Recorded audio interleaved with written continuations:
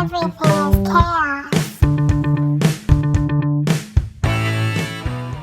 I'm Cass. I'm Kayle. Welcome to Rooted. Was that like the Disney hymn? Nah, SpongeBob does the imagination. I don't remember that. Oh. Sorry. Oh, the rainbow. Mm-hmm. So you do remember. Yeah. Proud of you. You broke it. I broke it. Okay. What do you want to talk about today? I don't know. A lot of stuff on my mind. Our marriage was on my mind a lot today. Am I in trouble? No. I wrote the blog today. I was kidding. That was actually scary. about how you're not in trouble. That was scary, actually, when I logged in to read that, because you were like, hey, I wrote something, you should check it out. And I was like, all right, yeah, I always do. And I was like super in a vulnerable position. Like I was in the bathroom and I'm like all alone and I go to read it and I see my name and I was like, oh no, what did I do? It was really sweet though. And it's Which bathroom were you in? The second floor? ours. The one that I mentioned in the blog? I looked out the window and I was like, it's still there too. Yeah. That's on the list. But no, one thing that's changed a lot, and I don't know exactly what caused the paradigm shift, if you will. And maybe it's a lot of different things, but I think when I first got around the motorcycle club, that was, I don't know, almost 3 years ago. I think 3 years in June. Yeah. Anytime I wanted to go somewhere, I felt like I was pulling teeth. And it's not like a testament to like how you were with me, but I feel like at that time in my life, I found the club in June and I'd been saved since October. Yeah. I didn't yet know what life even looks like as a leader of the home. And I hate that. You were the leader of the home. Right, but like spiritual, like the right way. And I guess that's what I'm trying to say. Is like, people have this, it's both ways. Some people have this like misconception that like they come to God and they're like, everyone do everything I say. I'm the man. You know? And there's like the like more toxic side of it. And then there's like a too gentle side of it. I didn't know what I was supposed to be doing. Right. And so I think that leads to a lot of things feeling unresolved or untaken care of. And then when I'm like, hey, I think I'm going to go out of town for a week. Y'all good?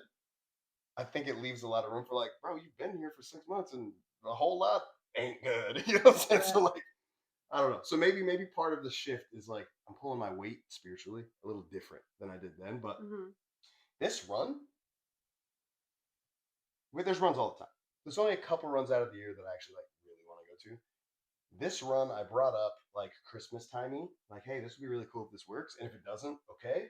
I think that's maybe another shift as well. As I'm not like climbing up your leg, like I want to go no matter what, like I used to be. I'm kind of like, if it works, it works. If it doesn't, it doesn't, like anything else in life. But this run, it got like a week out from happening, and I hadn't said anything in weeks. Yeah. And you were like, I heard they're closing registration for that. Are you going or not? And I was like, what?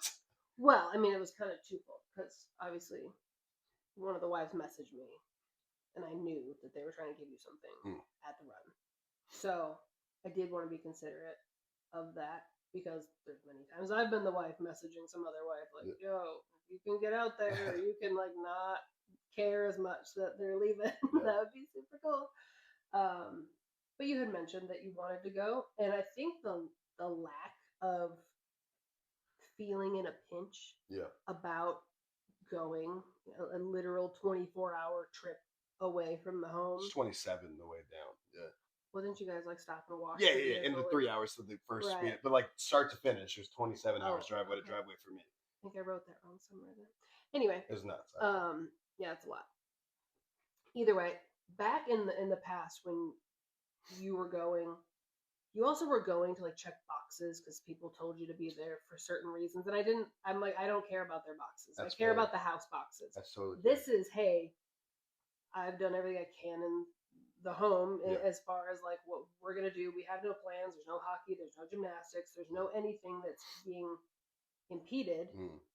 And as long as that's the case, I'm fine. I'm happy because you come back so filled. And not that you don't leave the home in a way where I think I wrote today in the blog. It was something to the effect of your spiritual giving in the house is like contagious. It we feed off of it, and it's the same as if you aren't in a great mood. That's contagious too. You give like a look, and everyone's like, "Here we go, dude." I heard Elijah yesterday. I wasn't asleep. I was like laying on the couch resting, and I heard, which sounds like sleeping. And in dad talk, I probably was asleep, but I heard Elijah in the other room talking to you, and he was like, Mom, do you want to wake Kayle up, or should I?" And you're like, "What? Is he sleeping or what?" And he's like, "I just don't want him to be grumpy." And the way that like hit me, I'm like, am I the dude walking around here just grumpy all the time? You know what I mean? And then I was like, well, I'm also like a rabid raccoon when you wake me up. I don't even know what year it is. Right. I mean, it could be grouch. It could be hey. But I say that to say that you're right. I think that's like anybody when they oftentimes though the dude in the house sets the tone whether they mean to or not. Yeah. And for good or for bad. Yeah. There's been plenty of times where I'm grumpy, but not at anyone. Like, I'm just frustrated. I'm working on something. It's not working. And I walk through the house and I'm like, my head's down. I'm not making eye contact with anyone. I'm just trying to get from point A to point B and I don't want anything in the way. Right. And I can feel when I walk by Elijah like that. He's like, yeah. And like, it's not about him. I'm not even interacting with him, but there's a palpable energy change in the home, you know? Well, that's his character. Sure. Too. Oh, yeah. He picks up on people vibes quickly. And he immediately, a lot like my mother, assumes it's him. Right. It wasn't me. And it's just like a character trait that it's part of who he is because he is such a servant as a human. Right. He wants to give and give. And so the first thought in his head is, did I cause that? Whereas Scarlett doesn't care. Hazel's oblivious. Scarlett's like low-key like, I hope I caused that. Right. She's like, you deserve that. She also gets that. She gets that from me. Did I put you in that bad mood? Well, look at that. That's funny. I'm kidding. I don't want to put you in a bad mood sometimes. Yeah. But I've been thinking a lot about it lately, and honestly, sitting there today, trying to figure out what I was going to write about this week, and I feel like I've been at least a day or two behind on everything that I do on a regular basis because we traveled. We went to NRB. It was amazing. We met so many great people, and I mean, we've got 3 or 4 podcasts lined up. We're guests on, and then we have a guest next week, a writer, and there's just so many different pieces of fellowship, kingdom connections. Yeah, and there's been a lot going on, so I felt behind, and at first I was kind of annoyed that I was, even though it was my own planning that caused it, right, as usual. But then I just could not stop thinking about our marriage, and I thought, well, nobody really wants to read about that because it's personal. But then I kind of felt like maybe they do. Maybe one person going through something, and I mean, really, the way I had framed it wasn't just like our marriage was what I used as the. But you're talking about marriage on the whole. Marriage in the whole, relationships in the whole, all pieces where we are ungrateful for like the clear God sent human in our life. Sure. You know, and not everybody is married, right? And I don't want them to not be able to relate to what I'm writing necessarily or what we're even talking about. But I do think that we're so quick as a society now to go, well, this is my standard for a husband. This is my standard for a wife. Period. This is my standard for a friendship. Yeah. And we don't have any grace. We don't have gratitude for what they are bringing to the table because we're so busy creating those check boxes. And that's kind of correlating to your MC situation where I finally stopped looking at all the check boxes. And I said, okay, well, what is it bringing to this home? And while you're away, it's tough. But at the same time, I have some peace and quiet to get writing done, and you spend some quality time with the kids because you're the fun one in the house. Yeah. So the kids want to usually hang out with you before they want to hang out with me. But you also show up filled. And so gratitude trumps all of those other emotions of the trail of stuff you left behind before you left or the whatever. I will say, when I came back, you're like, honey, I'm so glad you're back. I cooked you one of your favorite meals. It's in the oven. I'm so glad you're here. Wow, did you know that your office desk is atrociously dirty? And I was like, You looked at it too long while I was gone. Yeah, I'm looking at it now. Stop looking up. Okay. Just look this way. But no, I had something that I had planned to say in all of that as you were talking. Sorry. But no, you're good. It kind of shifted as I listened more. I think a couple episodes ago I had said something. We were talking about putting parameters around God's plan, right? Like which we can't do, right? But we try to, yeah. right? Like we understand the only part of it that God's showing us, right? Like we never see every move and how we're going to get there, all 100 steps. We see maybe an outcome or maybe a stop along the way, and then we start putting our own expectations and our own variables and things. And we start fencing in the plan right. to something that sounds good to us, right? And I think that's exactly what people do with a prospective partner, yeah, or even a current partner, and they call it discernment. They call it lived wisdom, right? I've been with somebody who does X before, so because of that, Y, Z, A, B, all these things, like I'm gonna have it this way. He's gonna be 6'3", 185 pounds. He's gonna go to the gym 3 days a week, and it's gonna be CrossFit. It's like, what are you doing, bro? Find someone who loves you as much as they love God. Pause. Remix. Find someone who loves God more than they love you, and will try to get you to love God more than you love them. If you're in there, you have something to work with. Yeah.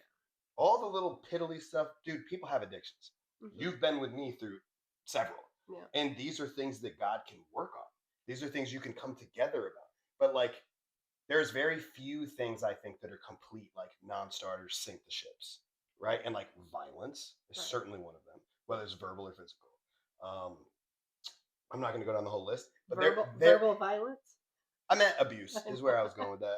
My bad. The verbal violence, we'd be broken up. You're me. What? But I mean, obviously, thank you. There are like a baseline of non-negotiables, right? But they're not what most people say that they are. Yeah. People are like, I don't know. One time he threw a baseball with his left hand. I can't do that. It's just the silliest stuff. Yeah. And we block our blessings, right? And we get on our own way of what God has for us because we were too busy building a rule book that doesn't apply to it. Right. It's bananas. I will say, it's really hard for me to explain how I feel when I come back from a run. I've been to runs that weren't that great. I've been to runs that were amazing. And for anyone listening who doesn't know what a run is, it's literally just a giant gathering of bikers. And in the club I'm in, it's a little different because it's a bunch of Christians and we're fellowshipping and reading the word and doing long, sometimes overnight worship sessions. It's basically like a revival, right? But it's just a bunch of just broken dudes. And I've been to some runs that it felt a little forced. I've been to some runs that like just the spirit was just like crazy. This run was one of those. And I'm trying to explain to my friends who've never been to something like this why I need it. Because it's now a need. It's not like a want. Right.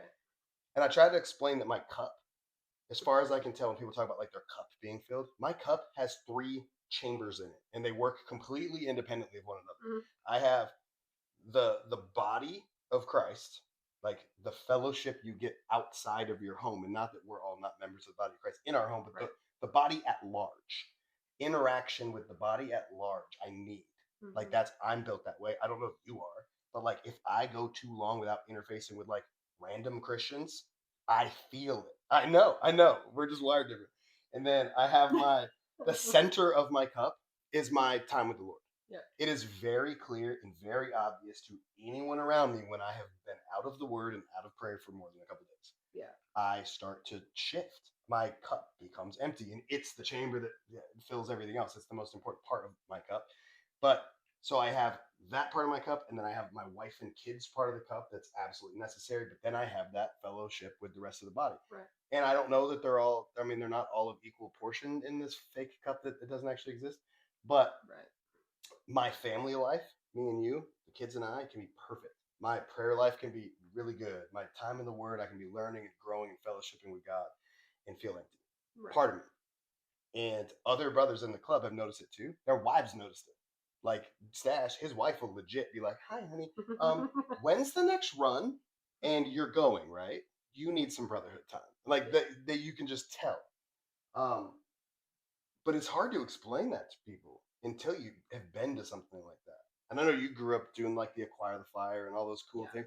I went to at least one like youth camp, like how our kids go to. Yeah. I went to like one like that, and that's all I remember. And I was really young, like probably like 4th or 5th grade. I don't remember all the details, but I don't remember feeling like invigorated, if that's even the right word. Just like engulfed.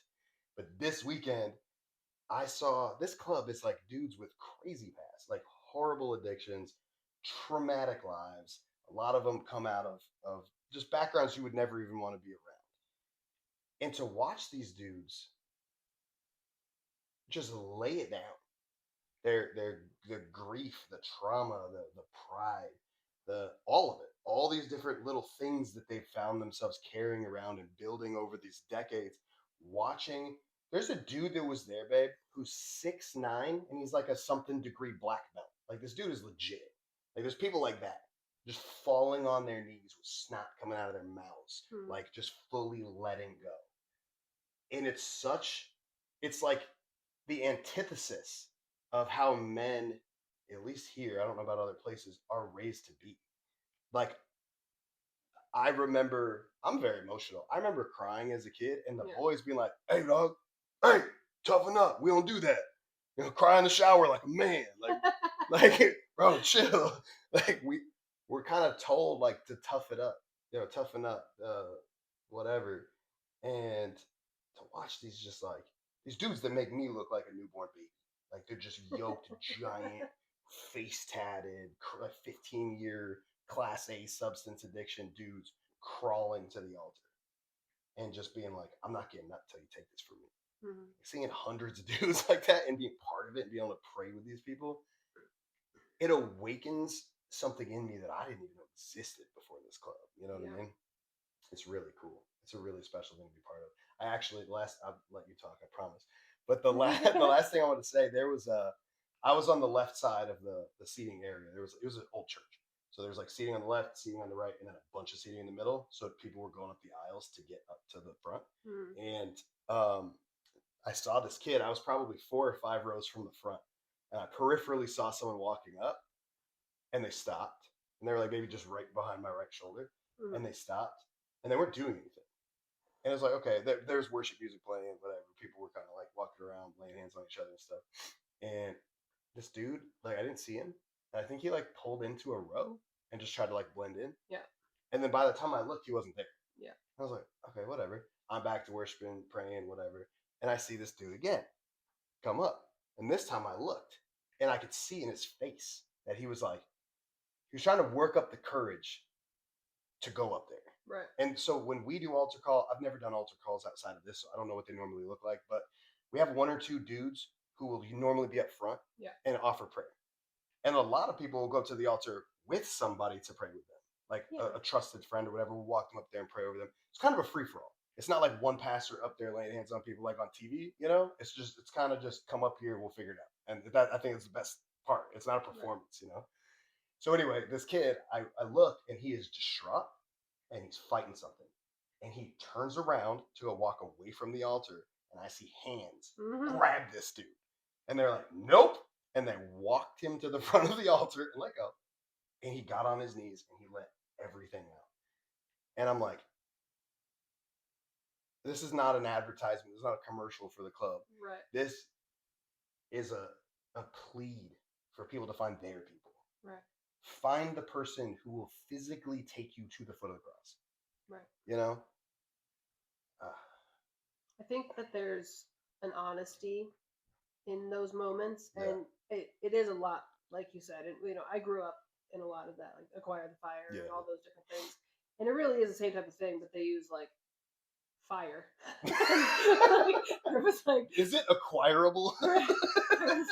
They were pretty big on the stage for some stuff. It was a lot, but it was exciting as a teenager, right? And then you have this, like, you're pumped in the spirit, you're excited, and it's easy to lose that over time. And you can have an amazing relationship with God and have an amazing family or have a horrible family, whatever it is. You go there, you get fed, you fill your cup, you get back home wherever you're at, and then it slowly just turns into monotony of a normal day to day. When you're younger, it's school. When you're older, it's work. I look at it like gas. You go get your tank filled, and as you use that gas, it goes away. Right. You have to replenish it. In the rest of our lives, we're supposed to be filling our cups through family, whatever, right? And making sure we're seeking out parts of our lives that are not necessarily the big events, because those aren't always as possible, right? But there is something to be said for just the raw honesty that is divinely inspired almost in those situations. And I think that's why a group of men can go from being like rough, tough biker guys, whatever, to like crying and really just feeling what they're feeling. And obviously, when you're a teenager at those events, you got all kinds of stuff going on. You don't know if you're crying about Jesus or you got like puberty happening. Or the wind blew weird or whatever. Right. But as I've aged and, had trauma and all kinds of things in our family and everything we've been through,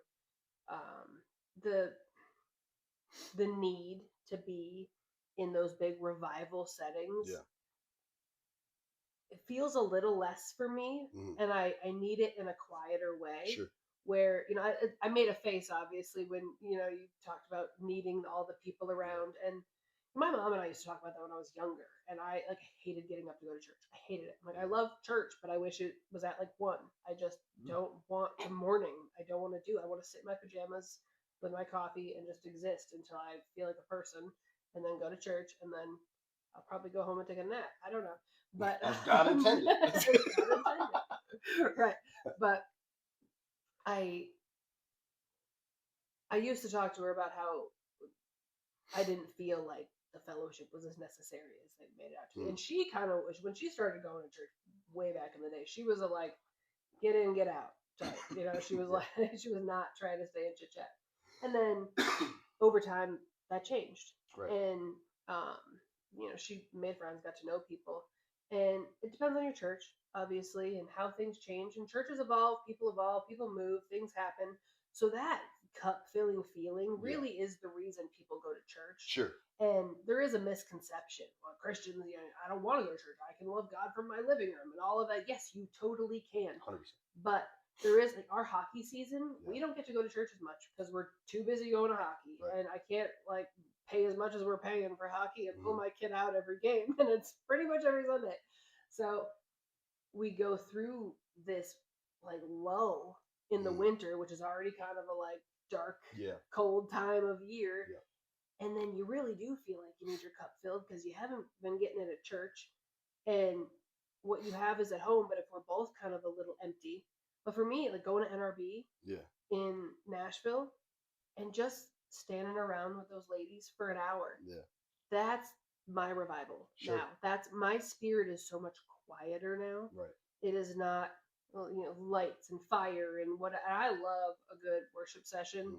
Whether it's one guy with a guitar just feeling it or it's the whole band, I don't care. I have nothing against the big performances, and I have nothing against a cappella.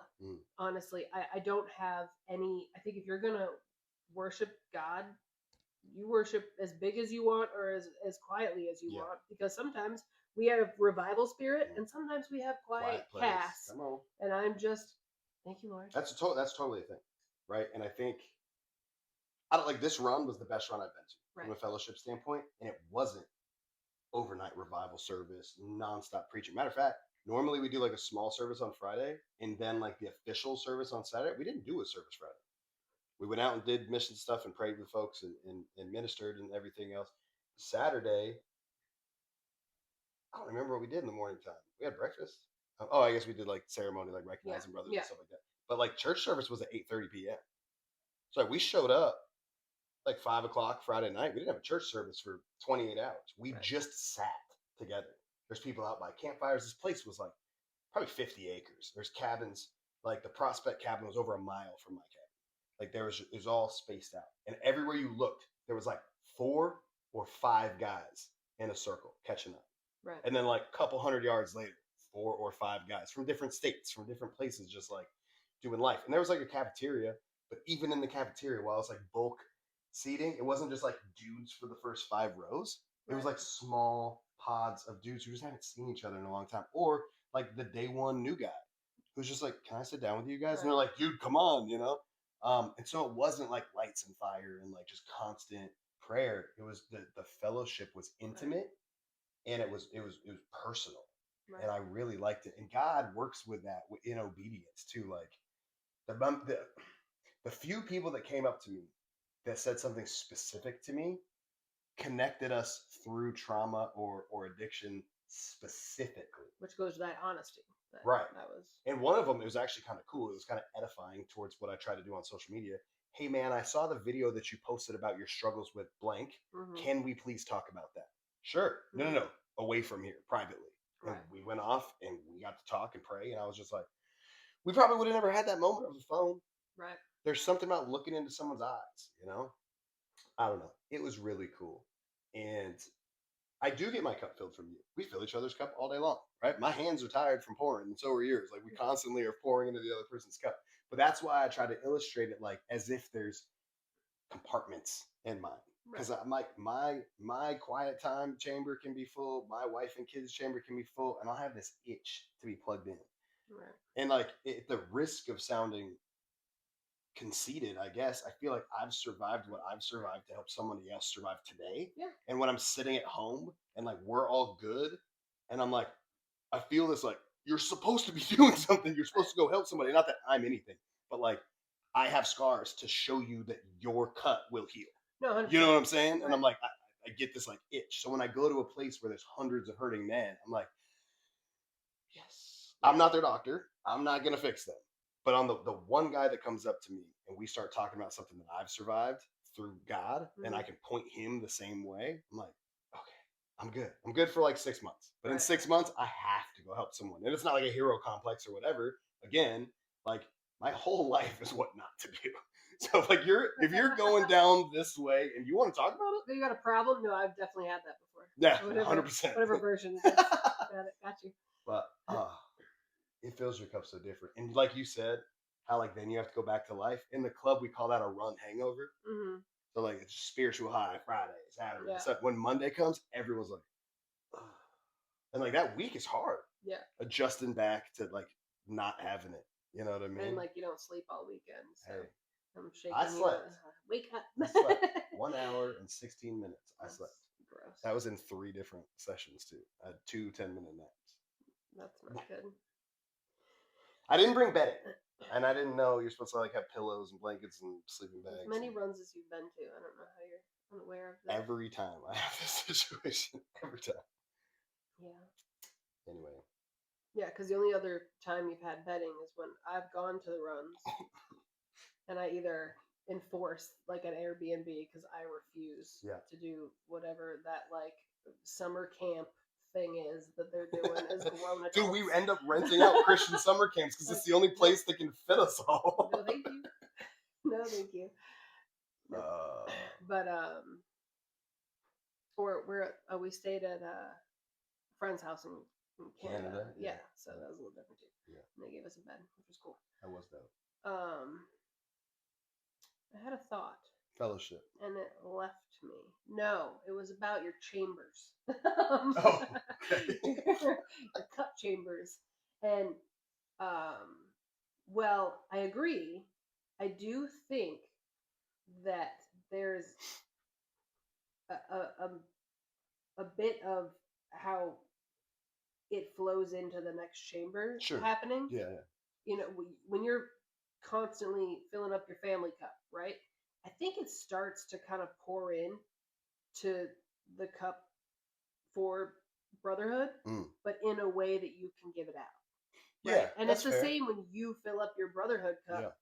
Yeah. It flows into this marriage and this family. There was a man I met. I'm sorry. There's a man I met at the run, brand new guy. And I won't go into any specific details, obviously, but about who he is. But it ended up coming up that basically no matter what he does, his family doesn't look at him like the Christian leader. Yeah. He's newer to it. He tries, and they're kind of like, and like blow him off. Which was like my fear when I first started coming to faith. I'm like, I can't pray out loud in front of this woman. She's been praying for 36 years. And I yeah, praying for 36 years and also like living in I the hear gray you. area, doing whatever I wanted. I hear you. But every time something connected for me in the Bible, and I was like, oh, that. I can't tell her. She obviously does that. She learned that in kindergarten. Like, you know what I'm saying? Like, I just had this inferiority complex spiritually. And I've overcome that. I think we're very evenly yoked these days. But Yeah. hearing somebody have that exact fear, dude, by the time I even stood up to go over to him, there was 4 brothers talking about exactly how to pray with his wife in a way that's not scary, in a way that just invites God into their home, praying with his kids in a way that helps his kids know the Lord on their own. And just like, these are like, you know, dudes, if you saw in the alley, you'd be like, I don't know if I should go this way or maybe I should turn around. Right. And they're like, bro, grab your wife and pray like this. If nothing else, pray like this. God, enter our marriage. Show me who you want me to be. Show her who you want her to be. And show us how we can be one before you. That's it. You don't need fancy words, God. Do you hear me? And I'm like, yeah, cast him up. Tell him how to do it. It's so cool. And you're right. Like being in the family and getting it right. And not all the time, but getting it right qualifies me a little bit to speak into that. Right. You know, I have definitely presented myself in ways and circumstances over life through addiction and whatever other excuse I want to use of not the good example. Right. From time to time, at times, right? I've now learned how to be a good example. I know both. Right. So if you're saying your kids aren't looking at you the way that you hope they would or the way that God would hope they would in your leadership, don't go, all right, iron fist time. 100% invite God into it. And I'll tell you that because I lived it and it works for me. So seeing all the other Christian dudes were like, yes, that. And it was their advice was bring God into everything. Right. But even if you're getting it wrong, which we all do sometimes. Sure. Right. So sure. Okay. Getting it right, showing up, cup is filled. But I honestly sometimes feel like my cup is more filled. And I feel like we're saying the filled cup a lot and overdoing it. But like I feel more full. I don't even have another word. There's got to be something better. Christianese is limiting. Right. I'm trying to say it in a way. My cauldron is reaching maximum capacity. I don't know how to verbalize it now. Yeah. Anyway, what I guess my point is that when I'm getting it wrong. Yeah. But the rectification of the getting it wrong in this household is right. The communication is right after. If I snap on the kids and you're like, hey, babe, probably could have said that a different way. And I'm like, oh, you're right. My bad. Or whatever. Or I get annoyed with you in the kale trail that gets left around the house. Whatever. I read something today. It says it doesn't annoy you. So no take that. Oh, no. I said it did annoy me, but then I learned to be grateful for it. Because it probably is because you were doing something to serve this household. I just read not mad and just went with that. You just went with that. Okay. No, I'm good. I'm glad that we got some of this out. Anyway, sometimes I think that getting it wrong is what's most fulfilling in the long run. Not saying to go purposely get stuff wrong. I was about to say that's a careful. I think it's like owning. Yeah. And not hiding it and saying I'm the perfect mother and I'm the perfect wife. And my husband came home at 1 a.m. from his run and I made him the steak of his life. None of that is what my point really was. Yeah. It was really, I kind of went into this, even though I was like, yeah, honey, have fun.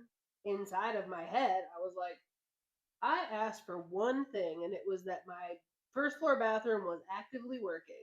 And this dude is going to go ahead and leave anyway, even though he tried up until the very minute that he left. It's like he wasn't trying. But I had those thoughts reeling, and I was getting it wrong. I was actively getting it wrong, but I was getting it right by keeping my mouth shut for the most part. I probably threw a couple like, yeah, no, we'll handle the bathroom later, right, babe? type of, I don't remember exactly what I said, but it was in there. But it wasn't the, no, you're not going. And then you'd be like, tell me not to, or whatever. Yeah. None of that has to happen. Right. There is no ultimatums and I'll be mad ifs. And all of what feels so childish now, but really existed in our marriage, in my last marriage, these thoughts that we're going to control another person in any way, shape, or form based on how we feel is, well, ridiculous anyway. But the taking how the other person feels into consideration and going, okay, this little thing annoyed me, but where's he at in this? The kale trail that's left around the house, it comes from a place of doing 300 different projects around the house and trying to keep track of them all. Yeah. The working on the bathroom until you're almost late to leave to the thing that you've been looking forward to going to. All of those play in to getting it wrong at first and then correcting myself and then getting it right and being able to then speak about it, write about it. Where like I'm not going to any big events and talking about it most likely, but we're talking about it here, and somebody will hear it, even if it's only one person who maybe wants to go nag their husband tomorrow and then decides not to. It's so multifaceted too, right? Because it's love. Yeah. Right. Love is patient. Love is kind. Not blah, blah, blah in the Bible, just saying there's more to it. It's the fruits of the Spirit, for sure. But there's also a humility in being able to say you're wrong. Yeah. And you and I both struggled with that, especially when we first got together. We're both hard-headed type people, and I'll just look at you in the face, dead wrong, and not say it, and you'll be like, you gonna say something? You're just looking at me? Knowing you're wrong. You know what I'm saying? Like, there's a place that you can get to in love, and it takes maybe doing it the wrong way too many times. I don't know what it takes, but we had to get to a point where we don't operate in pride ever. And we did. That's right. It. The degrees, the business accolades, the achievements, the accomplishments drove us, and they were our identity to a fault.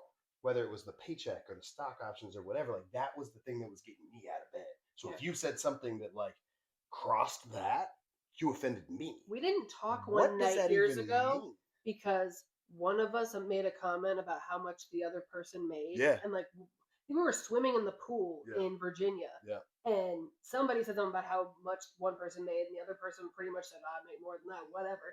And it was like we both got so mad. Because our identity was our salary. Because our identity was in pride.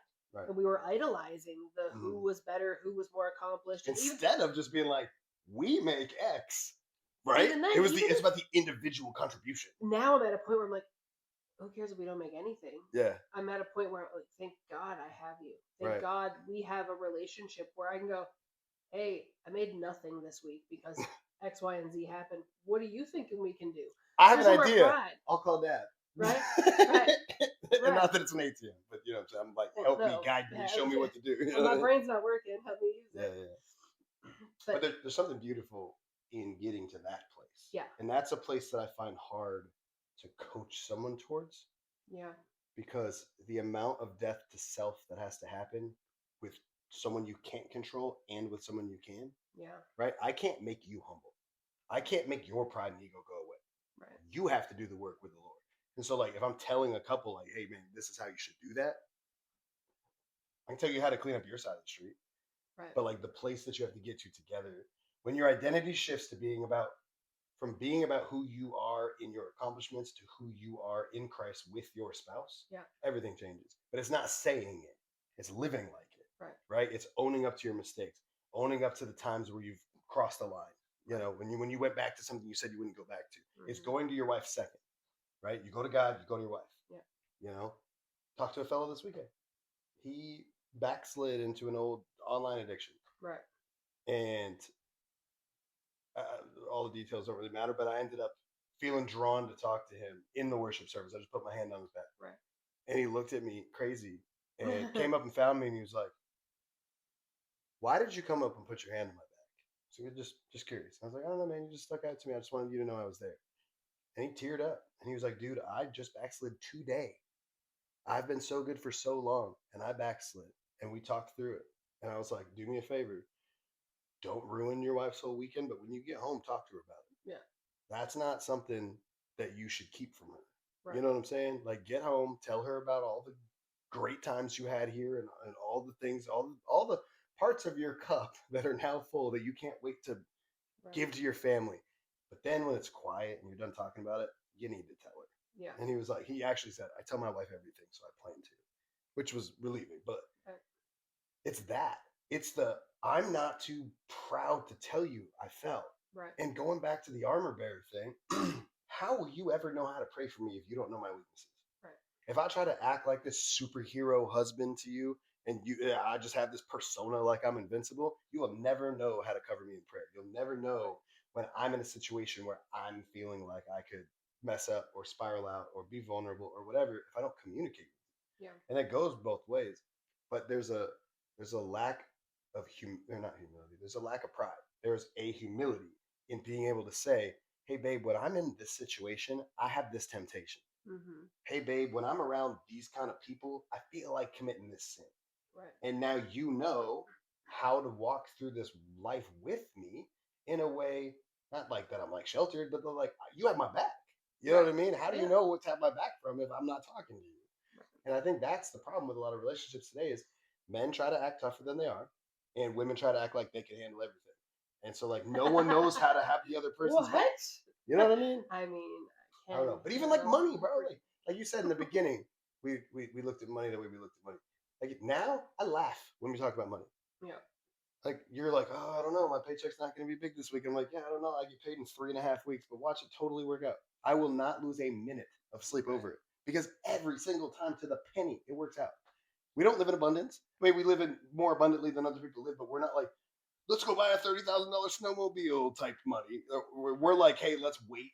Let's get sandwich meat this week. And yeah, dude. I think that. That's why we don't have one. You probably get a used one for cheap. Yeah, but they're like cars, dude. You go to like a snowmobile dealership, you're paying like 20-30 grand. You know, I've been on a lot. Someone of fact check this. I've never been to a snowmobile dealership, but I'm pretty sure now I want to go. They're for real. Like you go on Marketplace and get like a junky one, right? I feel like that's. But you want to go get like one with like a warranty? Better sell your kidney. Anyway. Yeah. I don't know. When you get to a point where you're just like, God didn't say he was going to work some things out for good. Mm-hmm. But he promised us that all things will work out for good. And that does not mean that all things will be good. Right. That means even in our momentary suffering is for the glory to come. Which goes right back to me saying it's the wrong moments that I'm almost happier to have. Stop celebrating the wrong moments. I'm just saying. They have turned out well for us. Most of them.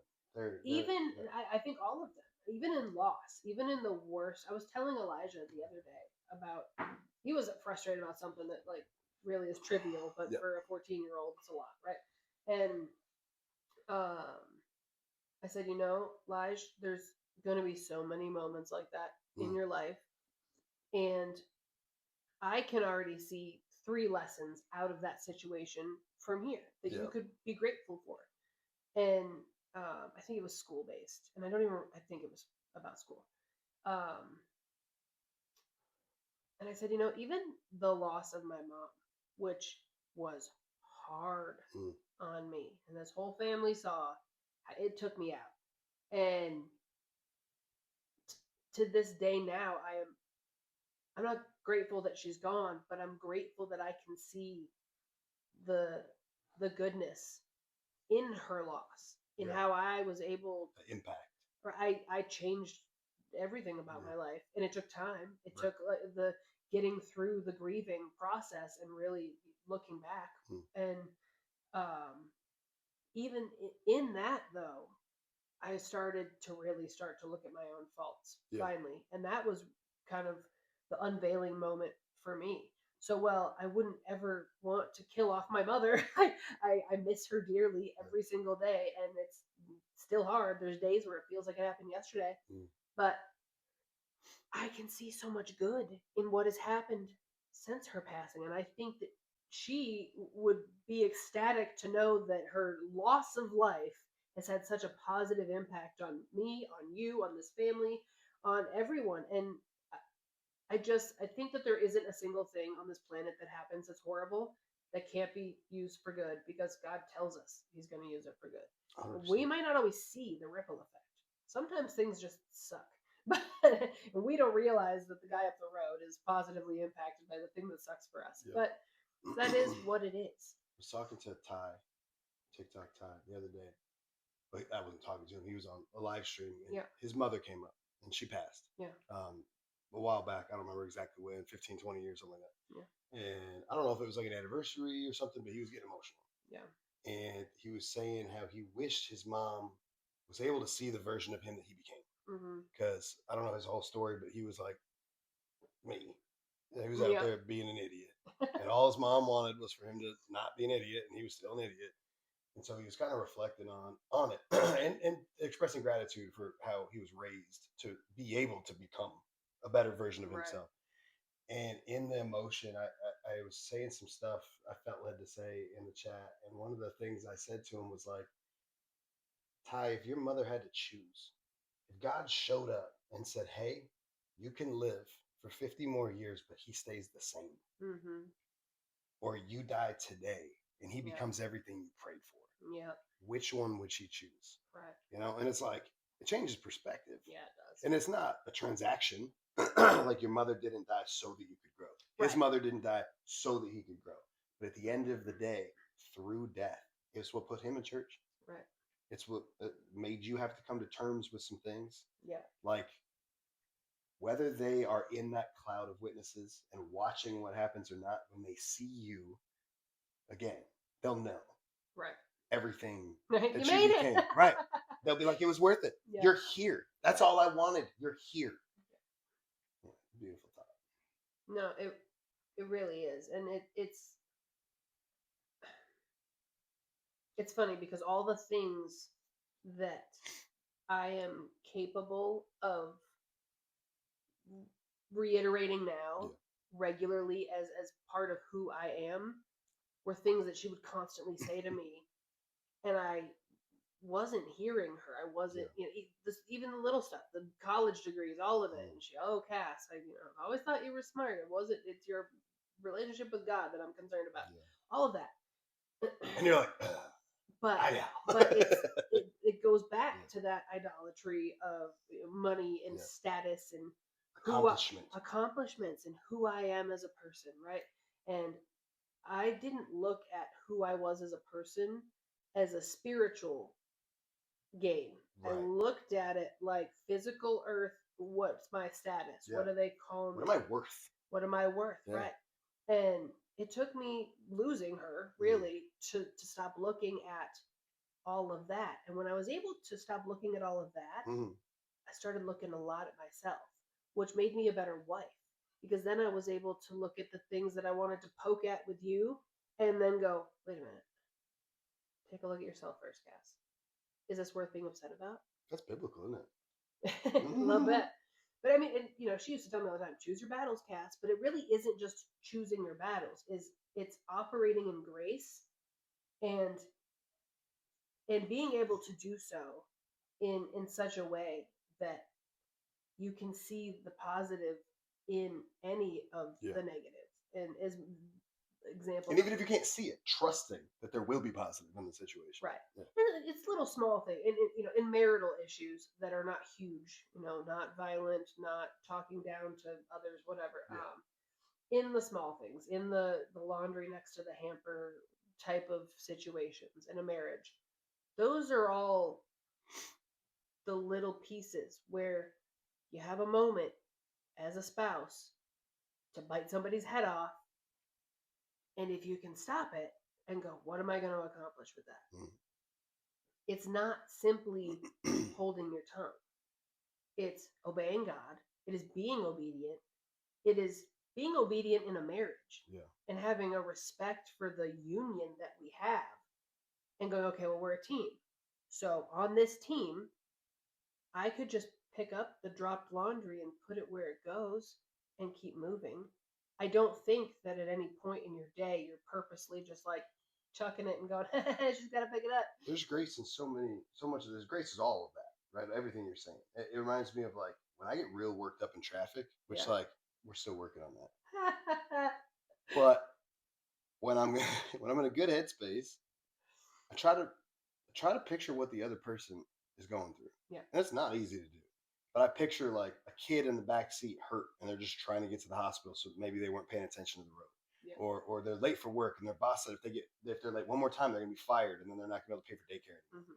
Like you don't know what that person's going through to be mad they're going 4 under or whatever, right? And if we lived our whole lives like that, the world would be a different place.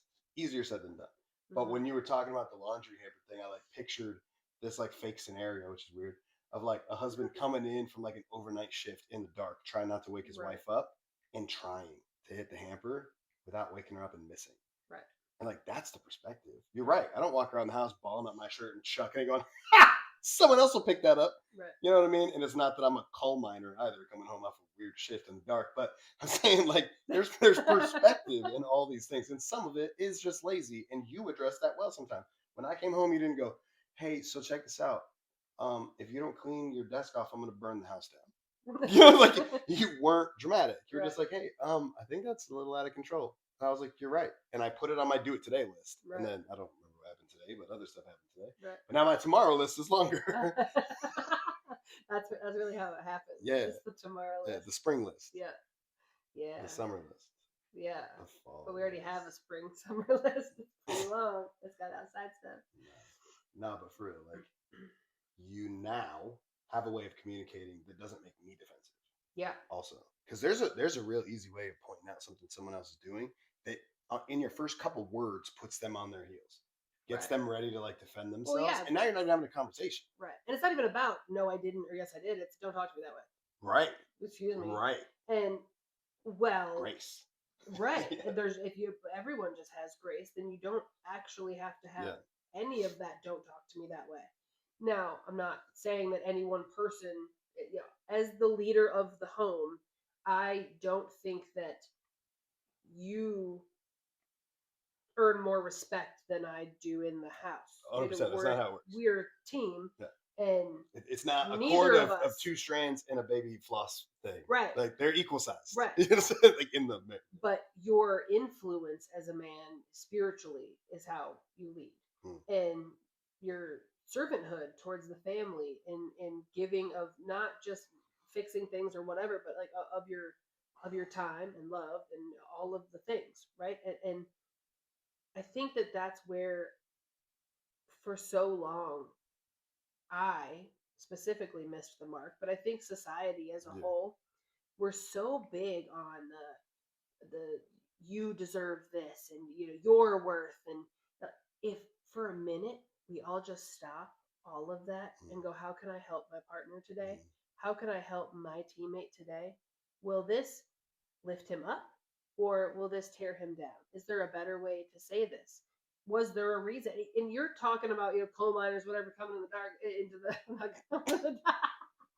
coming in the house in the dark. Gotta put an E on this one for the podcast. Coal miners don't know another way. It's always dark.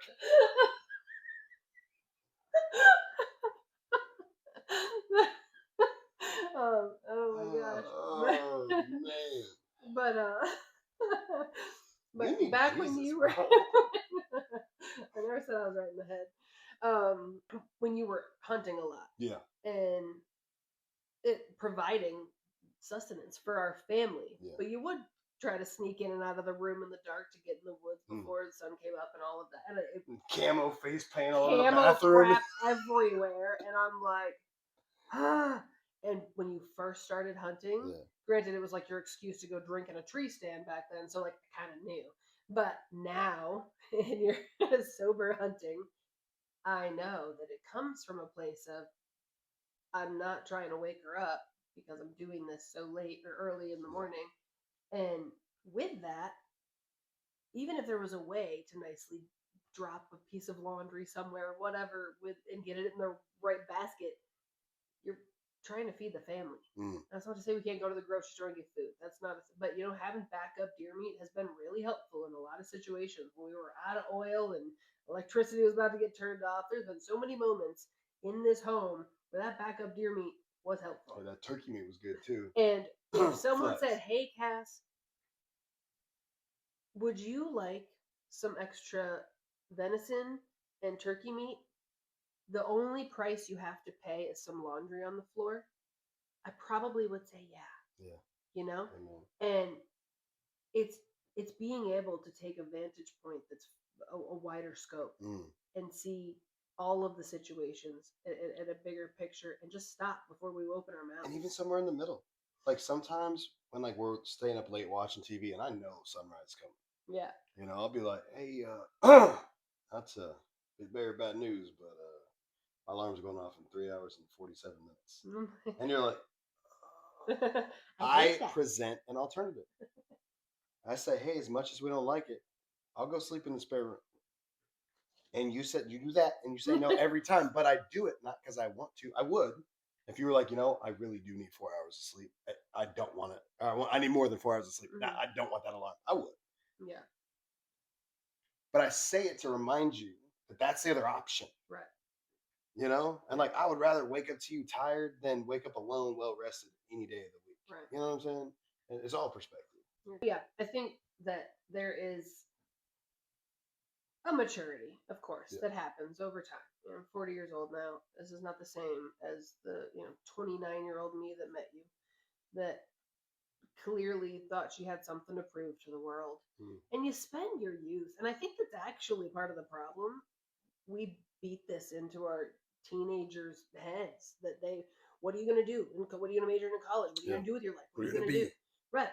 And Elijah and I were actually just talking about that tonight, about how he thinks it's funny that like all of the guy friends he has seem to be more worried about picking up chicks than they care about like any other thing in life. And I said, well, be careful. I appreciate your motivation for sure.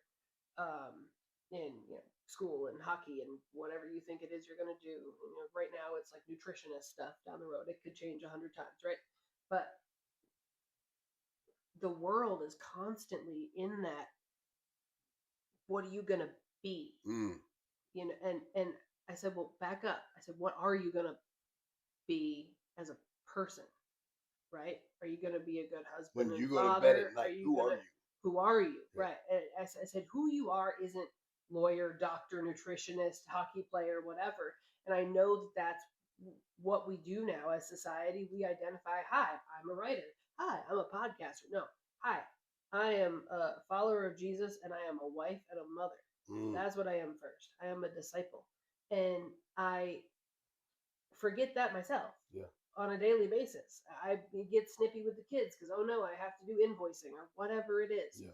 And we lose sight of what's important. And we're starting with youth now and saying, hey, what are you going to do with your future? And like, I don't want him to be a loser in my basement for the rest of his life either. I'd like him to like grow up and move out and do his thing. Yeah, follow my footsteps. Be a loser in your own house. But I told him, I said, I don't want the thought of girls to be not at all. Yeah. And it's certainly, we can't go to a restaurant with a cute waitress without him going on for 2 days. He's been talking about the waitress from the one spot by hockey. Yeah. For like 6 months. He saw her for like 15 seconds. She was the hostess. But whatever. Yeah. Didn't even talk to her. I brought that up too. I said, well, don't pretend like you're not also.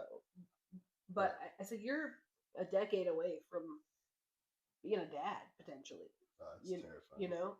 There's so many things that I don't want you to push to the wayside for the sake of who you are in college and a career. Yeah. I said, because Elijah, figuring it all out first. The thing that I value most in this world, outside of my relationship with God, is my family and primarily my marriage.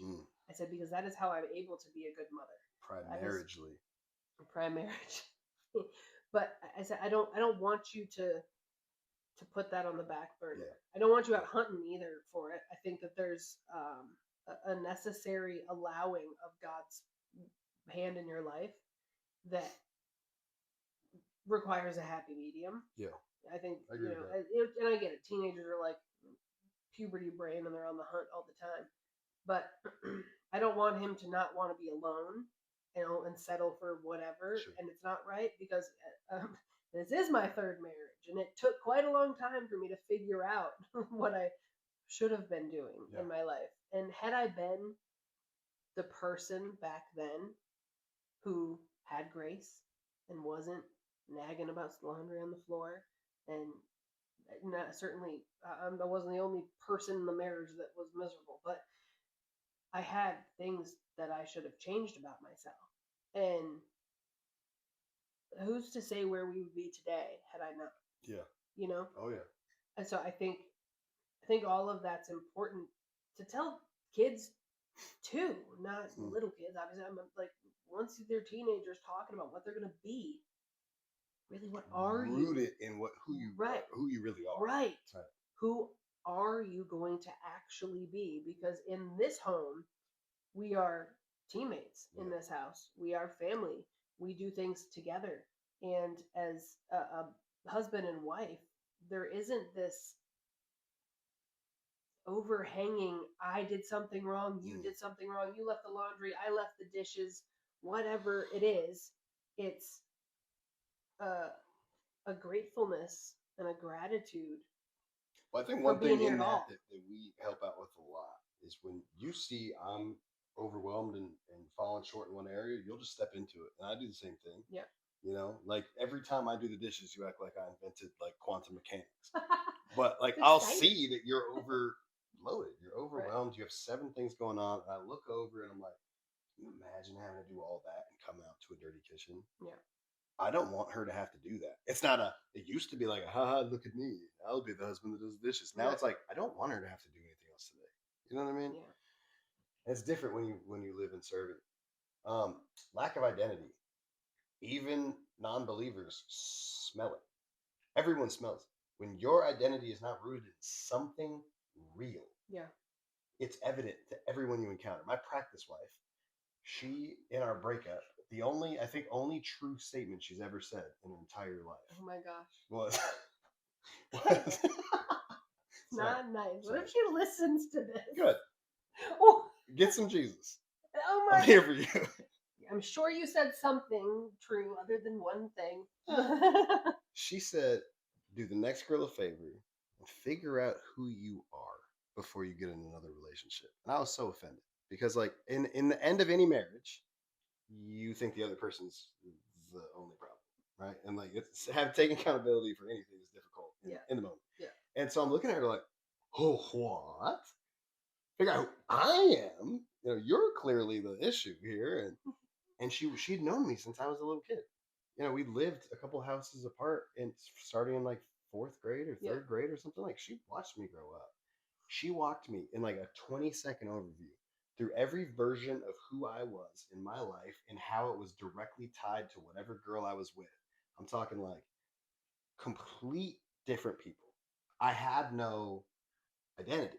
I became a chameleon who I was dating. Right, I dated a preppy girl, so I was all like wearing Hollister and like going to like Abercrombie and stuff. I dated a girl who like liked this other stuff. I'd completely outfit changed, carried myself different, carried my hair different. And this girl had known me my whole life, and she called that out. She's like, before you even do this again, figure out who you are, and then come into a relationship sure of that. And I was so offended. And we have been broken up since 2010 or 11, and it's still ringing in my ears.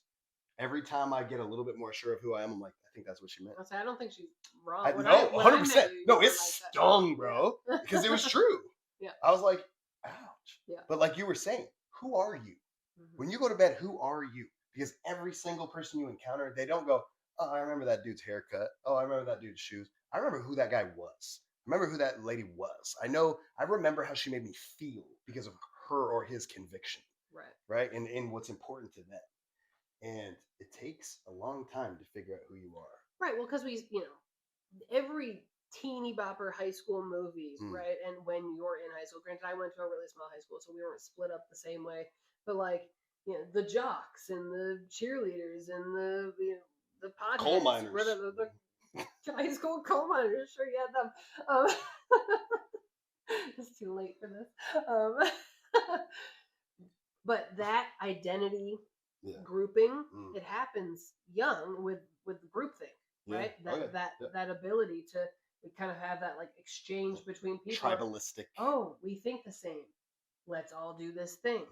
And even in Christianity, we tend to do it. You got all your bikers together and you all think relatively the same, but you're giving it to God, whereas you're not telling each other exactly what the other person We all like throwing a football, so right, you have to wear this. We're wearing pink pants tomorrow. Right. And there is something that happens as you age where if you don't come in to your own true self of as a believer or even as a non-believer, just like knowing what your values are, and you still live in this realm of I am somebody who I'm goth. I am whatever.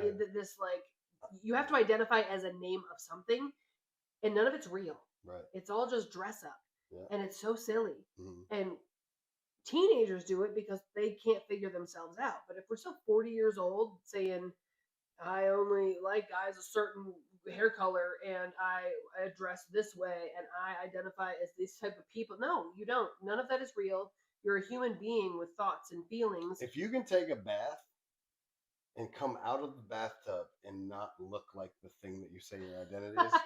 There you go. What's your identity when you're naked in the bathtub? I take that back. I like that because I was about to say I don't look like your stereotypical Christian, so I guess your outward appearance is whatever. The point was once the makeup washes off and the wig hits the ground, who are you? Right. The facade you put on to tell the world who you are is about as significant as the pictures you post on Facebook. Preach. It is whatever you want people to see about you. Doesn't make it real. Come on. And obviously, you can take a picture. I can take a picture of the kids and put it on the internet. It doesn't mean that 10 minutes before that picture, I wasn't like, you do the dishes and you blah, blah, blah, blah. That was so hard for me when I moved in with you. Not to completely start a new topic. I had never been in a home with multiple kids like that. The level of what you just said actually happening is consistent. Oh, yeah. Good. All right, guys, we're going to church. Everyone get your stuff on. Come here. Picture. Smile. Smile for the picture. All right. Oh, we got to go. We're late. I'm like, what is this? It's so terrifying. But now I completely understand. Yeah, no, it's the only way to wrangle them. You just got to... Yeah. I think this was good. I think we're good to wrap unless you have something else on. Yeah, no, I think what theme was gratitude here, right? Gratitude, fellowship, honesty. In brotherhood, sisterhood, in fellowshipping with others, and in relationships and marriage. And I think it's multifaceted and it all affects one another. And it's an important reminder because, I mean, we forget. It it's happens. so easy. We When get caught up you in do the same thing every day, it's easy to drift. That's why we have to intentionally do things to come back. And I don't mean go drop 10K on a vacation or a cruise. I mean, sit down, turn the TV off, and have a conversation with your spouse. Right. That's all you got to do. Right. Stop scrolling for 45 minutes. Yeah. How was your day? That's listen. it. Slow to speak, quick to listen. Yeah. All right. This was fun. You want me to pray us out? Oh, nice sweaty hair from the hat. Keep your hat on. Heavenly Father, thank you so much for this time. Thank you for the ability to share any of what you've allowed us to go through, Father, with anyone who's willing to listen. We praise you for this technology, for the ability to have the conduit to get these words out to folks. Father, I thank you for my wife. I thank you for all the good days, but I also thank you for every trial. I thank you for every lesson that we've learned along the way. I thank you for our children. Thank you for the fact that we're sitting in a home that's warm in this winter time. Father, I thank you in advance for the years to come that I have with this family, and I just pray that I'm able to serve them in a way that makes you proud. In Jesus' name, amen. Amen. I'm podcast.